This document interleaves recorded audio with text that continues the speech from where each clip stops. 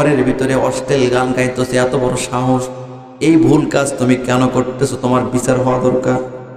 মহিলা বলতেছেন, তুমি কে? আমি ভুল করি নাই, বরং ভুল করছো তুমি। কাকে বলতেছে? কাকে বলতেছে? আমি ভুল করি নাই, ভুল করছো তুমি। উমরকে চিনতে পারে না অন্ধকারের ভিতরে। উমর ইবনুল খাত্তাব রাগান্বিত হয়ে বলতেছেন, মহিলারে তোর এত বড় সাহস, অপরাধ করছিস তুই আর আমাকে বলছিস আমি অপরাধ করি নাই, তুমি অপরাধ করছো। এইবার মহিলা রাগ হয়ে বলতেছেন, তুমি কে? তোমাকে আমি চিনি না। তুমি কি এই মদিনার লোক না? তুমি কি কোরআন পড়ো নাই? চট করে বলতেছে, তুমি কি কোরআনের সূরা বাকারার 189 নম্বর আয়াত পড়ো নাই?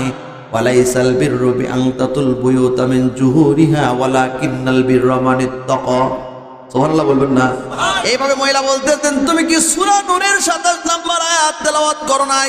ইয়া আইয়ুহাল্লাযীনা আমানু লা তাদখুলু বুয়ুতান গায়রা বুয়ুতিকুম হাত্তা তাস্তানিসু ওয়া তুসাল্লিমু আলা আহলিহা। বলি সুবহানাল্লাহ।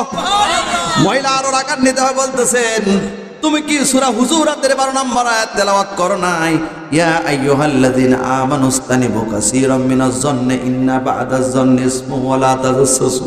সুবহানাল্লাহ বলবেন না?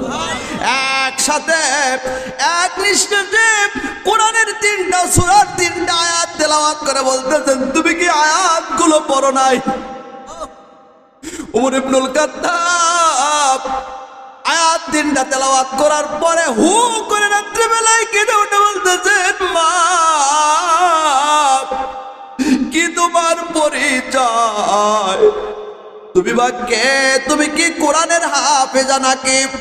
মহিলা বলতেছেন, আমি কোরআনের হাফেজা। কোরআনের হাফেজা যদি তুমি না হও, তাহলে কিভাবে তুমি 3 জায়গা থেকে 3টা আয়াত তেলাওয়াত করে তুমি আমার চক্ষু খুলে দিয়েছো, আমার ভুল ধরে দিয়েছো? বলি সুবহানাল্লাহ। 3 আয়াতে কি আছে? ওয়ালাইসাল বিররু বিআন তাতুল বুয়ুতা মিন জুহুরিহা ওয়ালাকিন্নাল বিররা মান ইত্তাকা। আমার আল্লাহ বলছেন, কারো বাড়িতে যখন যাবে, কারো বাড়িতে গিয়ে ঘরের পিছন দিক দিয়ে প্রবেশ না করে বরং ঘরের সামনের দিক দিয়ে প্রবেশ করবে। ঘরের পিছন দিক দিয়ে প্রবেশ না করার চাইতে আল্লাহকে ভয় করার মধ্যে অত্যন্ত কল্যাণ নিহিত রয়েছে। বলে সুবহানাল্লাহ। কি করতে হবে?